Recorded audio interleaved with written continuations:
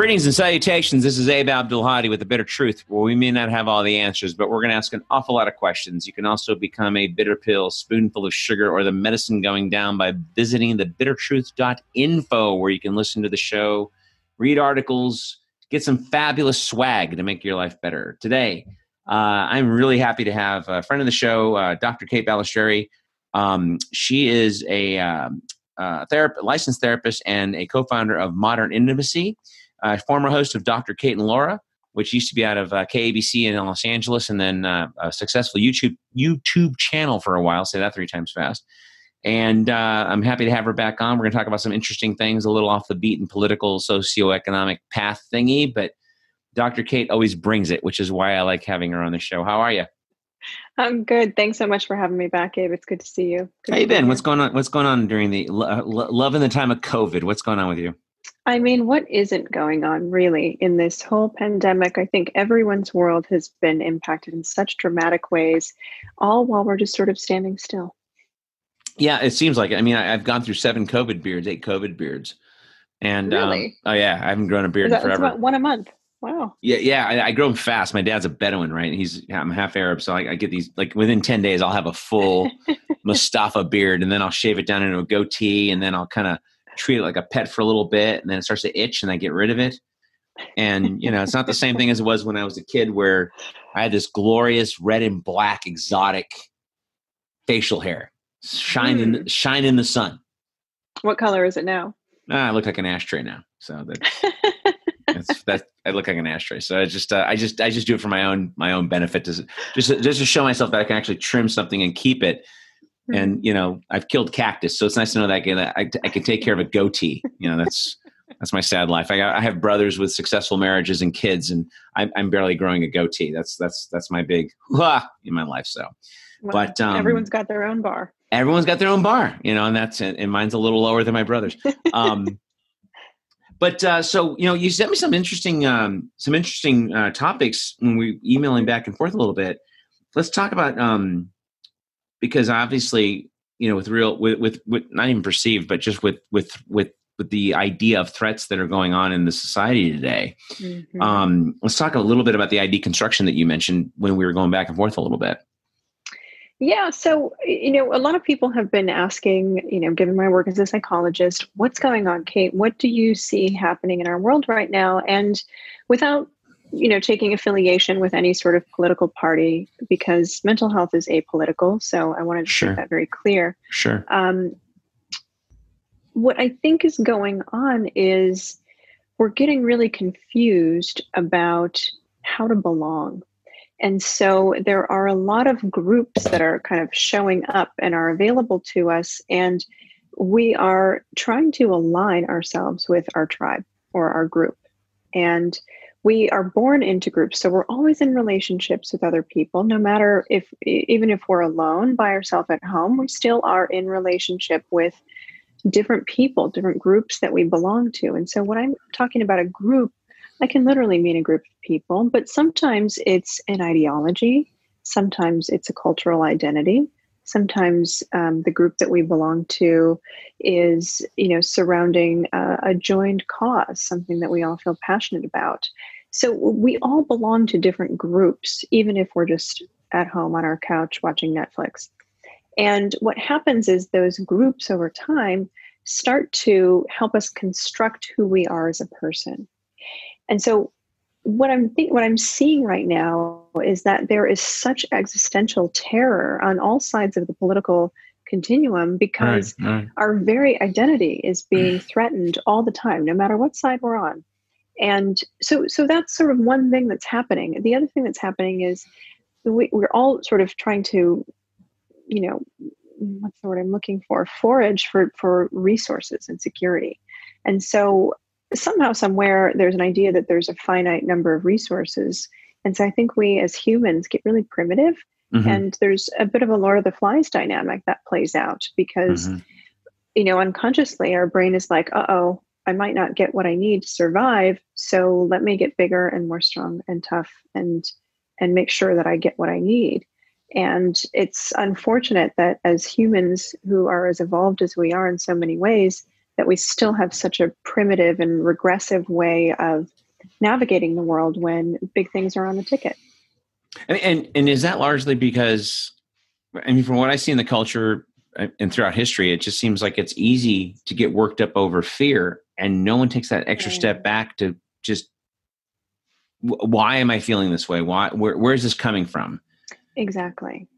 Well, I think what happens there is because when we're in survival mode, we're operating from the earliest part of our brain, the reptile brain, and that's the part of our brain that governs a very implicit process of survival. It governs our fight, flight, and freeze response. And so when people are stuck in that sort of survival mode, it's very difficult for the cortical and parts of their brain to come online. Our prefrontal cortex is the part of our brain that's responsible for impulse control, for exercising judgment, for thinking ahead about consequences for things. And if our reptile brain is really active, it may just get in the way of our smarter brain stepping in and saying, but hang on a minute, let's actually slow down and think about what's going on. Those two parts of our brain sometimes have a hard time communicating. Isn't that kind of the thing where too, because I want you sent something on the Cartman drama triangle, which I thought was kind of interesting. When I looked it up, I was like, well, it kind of sounds like a love triangle a little bit.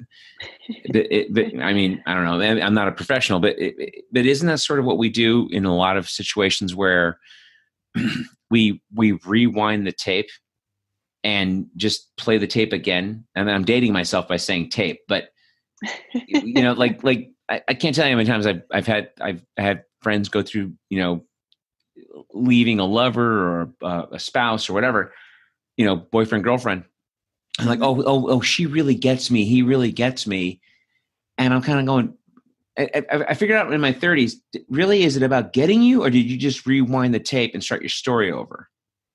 And now you're kind of coming to the end of the tape.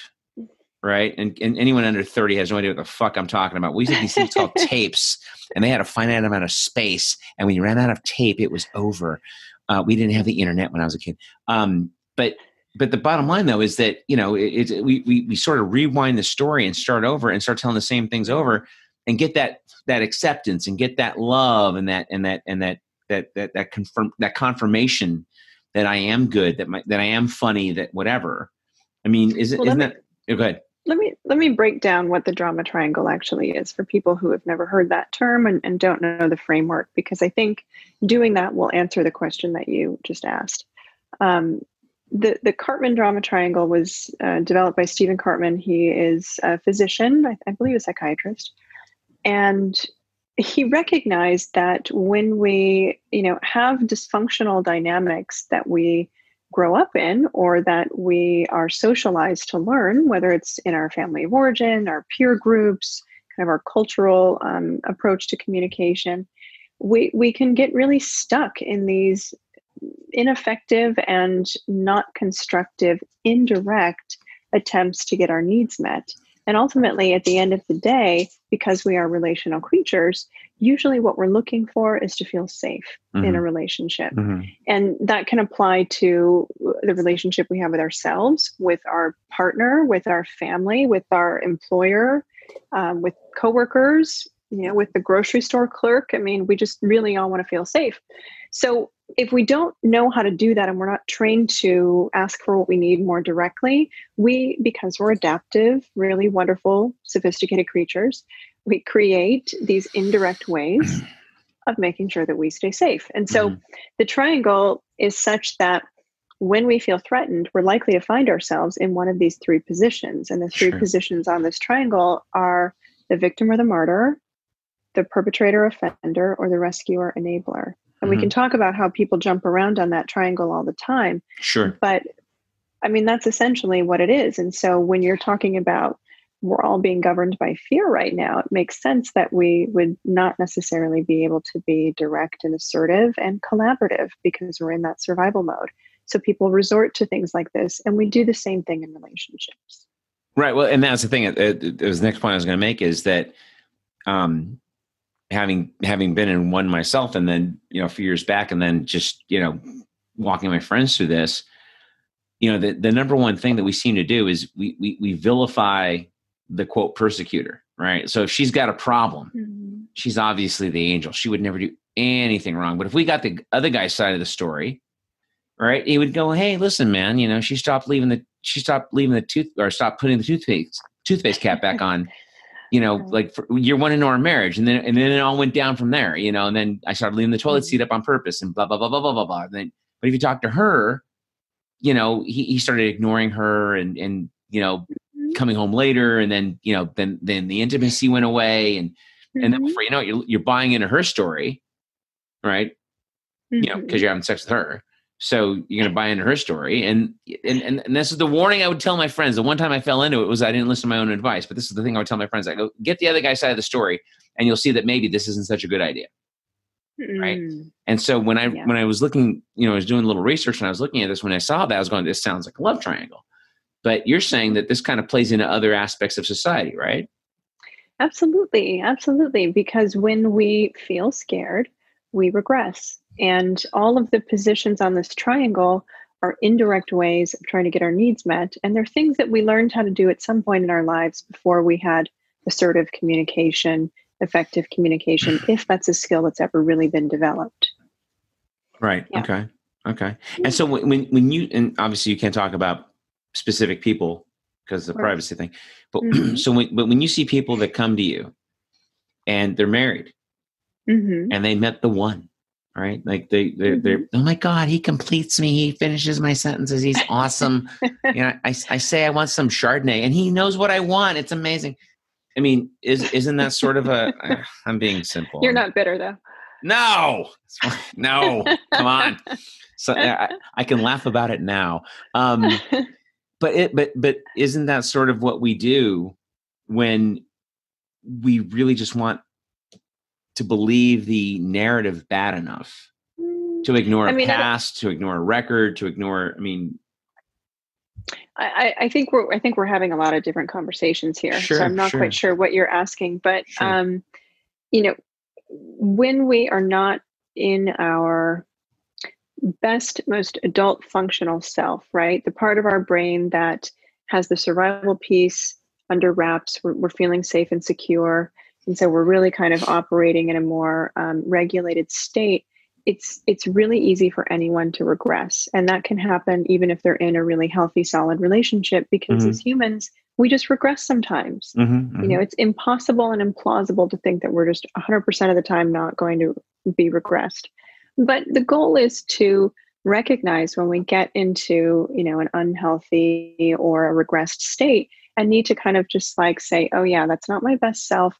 Actually, a more direct way of thinking about this, or a more integrated way of thinking about this, could look like XYZ.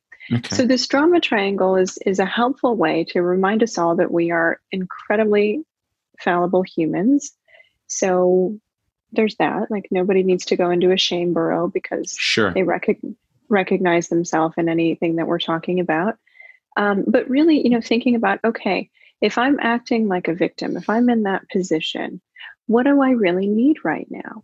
I'm asking for someone to do my dirty work for me because I'm scared. I'm afraid that if I actually take responsibility, I could do something wrong and then I'm going to be held accountable. And that's really scary. It's hard sometimes to be responsible for the decisions that we make or the beliefs that we have.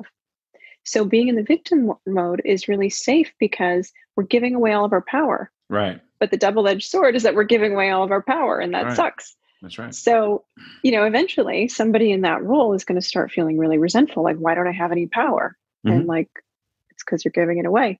But when we're in that state, it's self-protective to feel like somebody else is responsible for what isn't going well in our lives. So it sucks. And eventually somebody will start feeling really resentful, and they're going to migrate into one of the other roles because feeling like something's happening to us is really uncomfortable. And so we don't like that feeling. And anger steps in and says, well, hang on a second.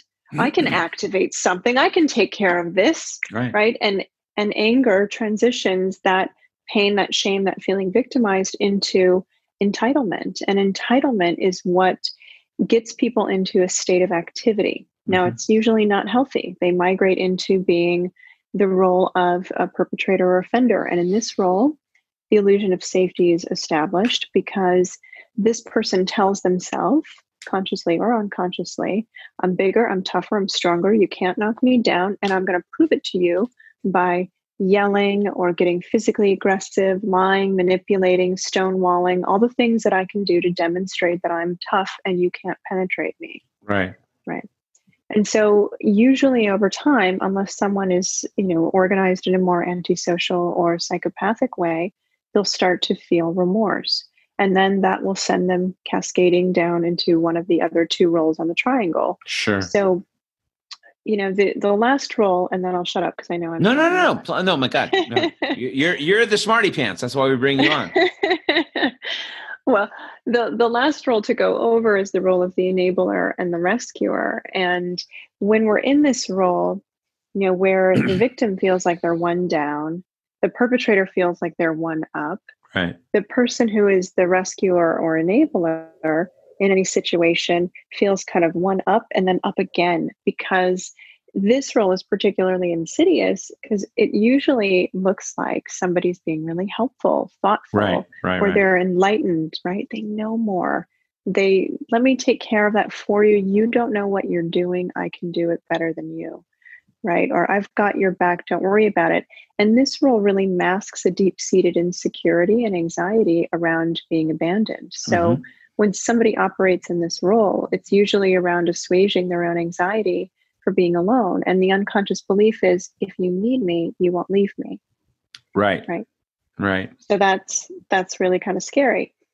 And, people can oscillate on this triangle in the same conversation. They can jump from position to position.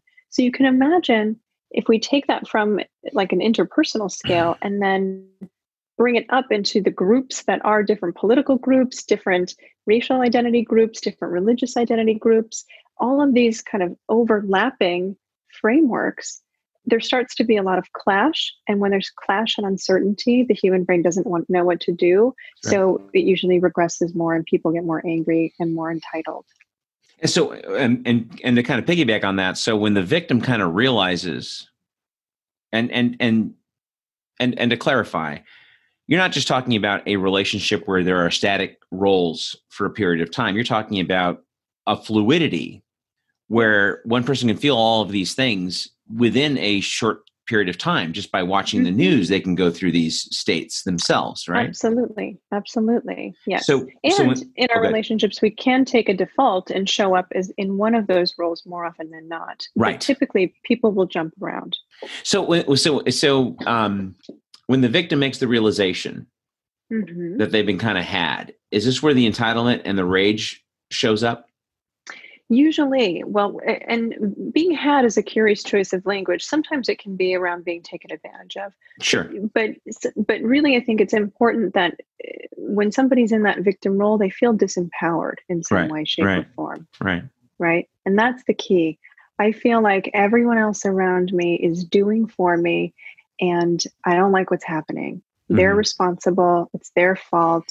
I don't have any accountability in this. So I have no power to change it. And it's a little bit of an unconscious mental gymnastic that a person's mind will play in that role. But there's a little bit of safety that comes intrapsychically for someone in that role when they say, I guess I can't do anything about it because it's their fault. Right. But that sucks. So that disempowerment transitions into resentment, which then migrates into that entitlement as it gets bigger and bigger. And that's how people act out. Right. And so, and we've seen these things go so bad, over the years, but what's the resolution for these three roles? So for example, you're the persecutor, right? Short of going all the way, and we've seen these Dateline shows or whatever crime channel things where the persecutor goes a little too far. What's a positive resolution for the persecutor, for example? Well, with all three of the roles, the process of stepping off the triangle is the same. And the first role is the first step is that each of these different positions requires a different kind of accountability, right? So taking responsibility for being in the role and for committing to a way off of the triangle and onto a different path. So then usually what happens is in that moment, the overactivated brain starts to get relief, because when we take our power back and say, oh yeah, I'm responsible for this and I have choices, right? Suddenly we don't feel so powerless anymore. That's right. That's right. Right. So we take responsibility. That's number one. The second thing is to start generating options. And now this is always fun in couples therapy, because the people in couples therapy will say only the options that they like. Right. And that's not the goal of this I stage. want It's cake. I don't want the other thing. I want cake. Yeah. Yeah, it's hard. Cake is an option. So is kale. Well, I don't like kale. I won't do kale, but kale is an option. We have to put all the options on the table. And that's where things can get really tricky, because when we're in our adult selves, our most functional selves, we have to be willing to negotiate, because it's impossible to expect that we're going to get everything we need all the time. That's right. Right. So you get all the options on the table, and then everybody takes a breath and you start really looking at what are the pros and cons, and how do we negotiate in a way that's collaborative so that we can each get as many of our needs met as is possible.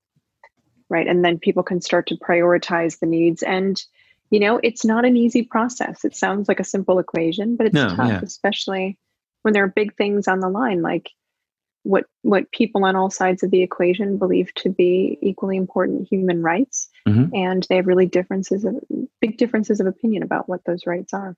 Sure. Well, and I guess I asked that question, what's the resolution? Because to me, it just seems like people exist, or in certain situations, they'll exist in a role for a period of time long enough to make that a habit. Yep. Right. So the persecutor does what the persecutor does. The rescuer, you know, what's their resolution, right? It's got to be different than the victim or the persecutor, right? Well, I mean, with the rescuer, again, it's about kind of recognizing, I'm over functioning again. I'm taking away someone else's power by assuming that they can't do something for themselves, or by making it okay for them to show their ass and, you know, not be accountable. Right. So it's really key that somebody in that role says, okay, actually, I'm feeling anxious. I'm worried that someone will leave me, or I won't get some of my needs met. So that's my part. And I can take a step back. I can take a breath. I can get through this. And let's think about what the actions are if I, you know, let go of other people's accountability for them. Well, I mean, God, you know, this is such an infantile question, but like, how is it that we insist on hanging on? Like I just had a good conversation with a friend of mine a couple hours ago, right? And I just wrote an article for my blog based on a childhood experience. It was political, but it started off with a childhood experience. And I did not forgive myself of this incident. It happened when I was 4. And I didn't forgive myself of the incident until I was about maybe 28 years old, when I first started seeing a shrink, right? And I hung on to the guilt, lobbied at a 4-year-old, right, for 20-something years. And so I was, and you know, I was telling a friend, because she was feeling bad about certain things. I said, you know, and my advice was, you only have the tools at the time, the information at the time. If you weren't talked into it, you really can't regret it. If it was a gut feeling. But as far as forgiving yourself, I mean, I did stuff at 50. I'm 57 now. I did stuff at 50 that, you know, well, I was a 50-year-old. You know, I've literally gotten into that habit where, you know, I had the tools at the time. You know, what was happening at the time to forgive myself, to like move forward. And a lot of folks, well, a lot of people don't do this kind of work, frankly. But then the other part of it is, where's that? We have such instinct, but we don't have this instinct to protect ourselves, to give ourselves that break for some reason. You see people all the time, and they're hanging out stuff from when they were 10 or 20 or 40, right? Why is it that we insist on beating ourselves up? I mean, why is it that we insist on, is that part of the entitlement drama? Is that part of just wanting to be full of rage? I mean, what is it about that makes us hang on to these things? That's such a good question. I mean, the answers are, there are a handful of ways and reasons and functions that holding on to shame really helps to protect a person or serves to organize them in some way, shape, or form. A lot of what I will say is really contingent on someone's developmental stage of life and kind of when the thing happened that they're holding themselves accountable for and shaming themselves for. But, I think a lot of times when we do something that's outside of our value system, that can engender a lot of shame. And if we don't have places or people that we can get support from in those moments, right, shame becomes this vacuum that we live in. And then we see the world through that lens of, I did something wrong, therefore I'm not good enough, or I'm unworthy, I'm a bad person. And it can be dangerous sometimes for people to let go of that shame if their relationships are somehow also organized around them being the identified bad person or the identified patient or scapegoat in the relationship. So sometimes it can be really hard for people to let go of that, because if they do let go of that and they start loving themselves again, their relationships are going to change. Sure. And we are really, really, really, as humans, we are so organized around having some kind of relational security that we will give up almost everything else to procure that. Sure. Right. So that can often be a reason why. Another reason it can be hard for people to let go of that shame is because they've been shamed their whole lives around a subject or about other things. And so it's taken a lot of root and anchor in that one behavior that they exhibited. That can be really tough. But really, I think at the end of the day, it comes down to, if I don't hate myself, who will I be? And how will that change my life? And sometimes the answer to the question is in that, because it can be really scary to do something different, try something new, meet new people, all of those things. And so the shame serves to protect from other anxieties. I mean, and rarely are we thrown into a situation where, force is a bad word, but rarely are we thrown into a situation where we have to do that all at once. Right. Right. It's usually a gradual process, or, you're getting out of a marriage or something. And then, now you have to make new friends, but you kept some of the friends from before. I moved here about 5.5 years ago from LA, born and raised there. And I came to Austin about 5.5 years ago. And I only had 2 friends here. I have a day gig. And so, they happen to live in Texas, but because they were, married, kids, I mean, I didn't see them often. So I had to go make other friends. I had to go out, which I wasn't doing in LA. Last 5-6 years I was in LA. I had the same rut, that I was in. All of a sudden I'm driving, I'm going everywhere. I'm taking Uber everywhere. I'm going to bars. I see something on Yelp. I go, and for like 2 years, I was just every 3 or 4 nights a week, I was just out, and I'd meet people and get cards. And then before you know it, I had friends, and about 10 of my friends moved here. But then the drag is then I fell into a rut, so before the COVID thing, for about a year and a half, I was going to the same 5 or 6 bars, the same bunch of guys, not meeting any new girls because it was the same people that were there. It wasn't, just bad. It wasn't like the first 2 or 3, 2.5 years. I was like, just Right. like just going, halcyon days, like this is like being in college. This is awesome. But very few people are put in that position where they have to stretch out and do that. And so it's like, to speak to your point, is that when they feel like they've got to make changes, it's easy not to do that, because not everything, but enough is the same for that level of security. Right. Yeah. And so that's kind of, we got some time left. I mean, but that's kind of what I'm trying to, speak to your point a little bit, but, and I guess in wrapping up, I mean, what are some, this is such a dumb question because this is what you do for work. So, but I mean, there's no dumb questions. Yeah, it's relative. So, but I mean, in wrapping up, to like a takeaway for the listener, like, what are some of the things that are a human go-to, right? Like what can you tell a human being that works about 80% of the time? Like they're like, you see what they're doing, and there's something that that if they could have a pattern interrupt of some kind, if they could be, if they could just exert themselves, step out of the shell a little bit, back off the entitlement a little bit? I mean, is there like a certain crystallized thing that you what have? are we talking about? Are we talking about shame? Are we talking about entitlement? Are we talking about other things? Like, well, I mean, I guess change. There's a lot that we could cover here. Sure. Yeah. I guess in how to make a fundamental change, because a lot of, I think, the challenge I see with society and with, people that I see going through some things is the biggest fear is change. And people love to act as though things have always been this way, and things haven't always been this way. Your life hasn't always been this way. You weren't always with this person, right? You weren't always, your father's or mother's son, right? Like we evolve and change, but for some reason, when change is thrown in our face, we get real fearful of it. Some people do. Some people love it. Right.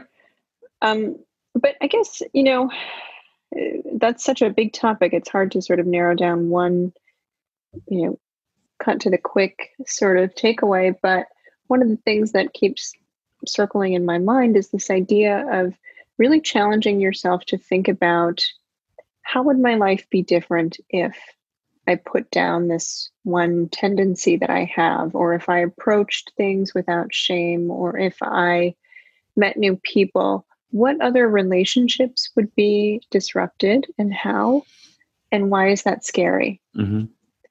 Right? And think about, all of the different dimensions of our identity.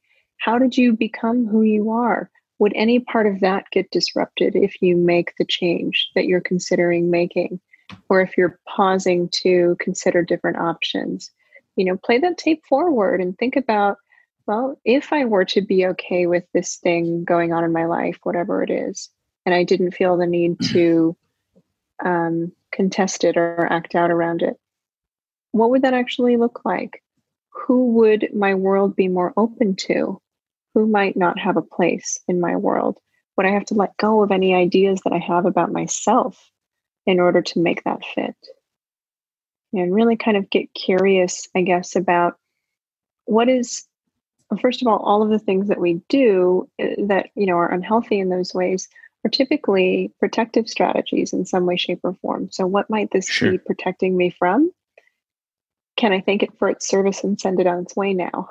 Right? Yeah. And if I'm afraid to let go of it, let's explore why. Does it change you, how you see yourself, your ability to connect with others? Wow. Well, awesome. I'm glad you came on.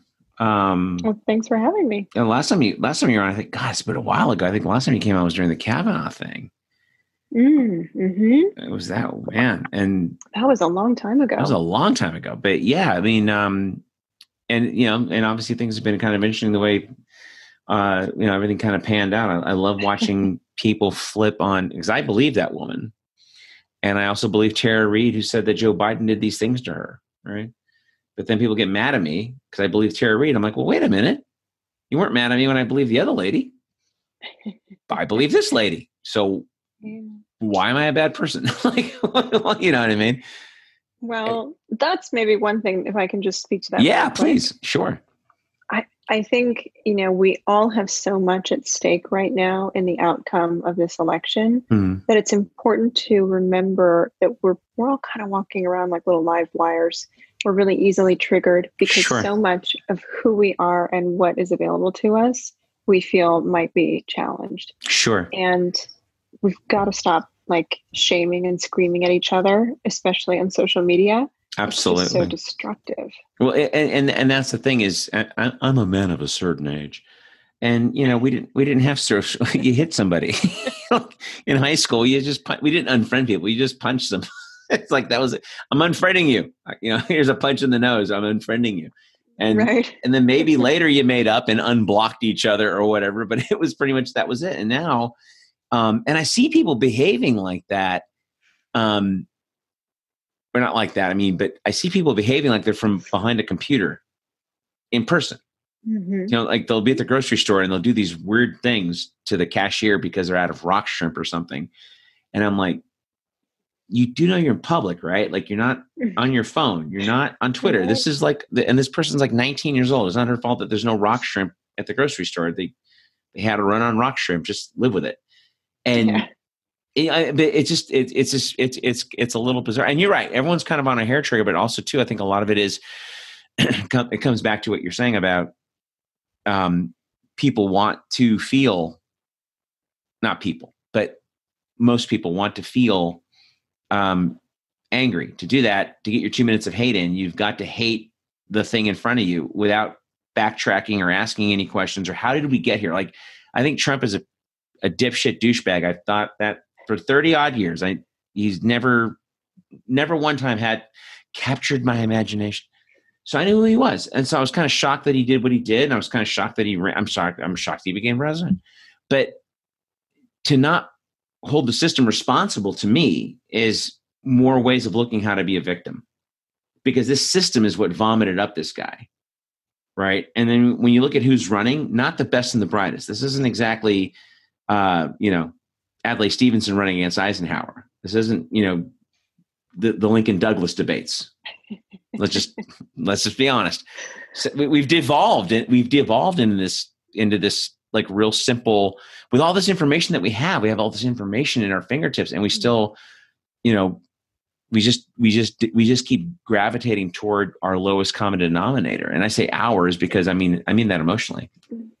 Well, devolved is a great word. And I don't mean to, I'm not even equating that to any kind of like academic achievement or anything like that. But sure. When I'm saying devolved, what I'm referring to is this regression, right? And coming back to the issue of safety, pretty much everyone feels unsafe in some way, shape, or form because of the biological and medical issues that we're all looking at collectively. Right.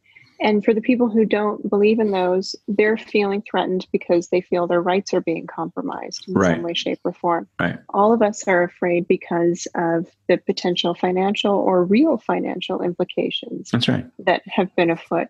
So literally everyone has something that's been activating them around fear, even if it's fear of like, I just don't know when this is going to be over. And that's weird.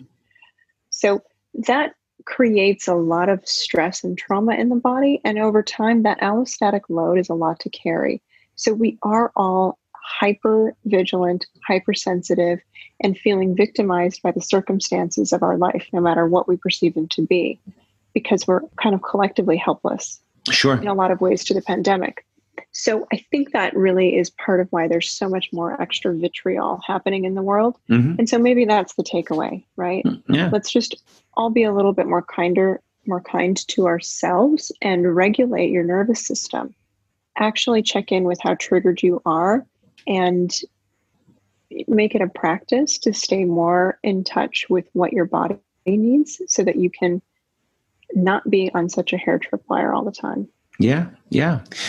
Well, shoot, Dr. Kate, it's been too long. We're gonna have you back on more often. This is why I love having you on, because you're not this, pappy person doing pap stuff. You talk real stuff that, challenges me and makes me feel wildly uncomfortable about my own existence. Which makes me a better person by default. So, do we need a safe word for next time? Maybe we need a safe word. Nah, yeah, I like a girl to blink 3 times to make sure that she safe words get confusing. But yeah, but no, seriously, thank you for coming on. And I know you got an evening out there, and we'll just go ahead and wrap it up and get you back on another time. And obviously, feel free to come on and talk about whatever you want to talk about as well. I appreciate you coming on. Folks, my guest has been Dr. Kate Balestrieri. Again, she is a co-founder and therapist at Modern Intimacy.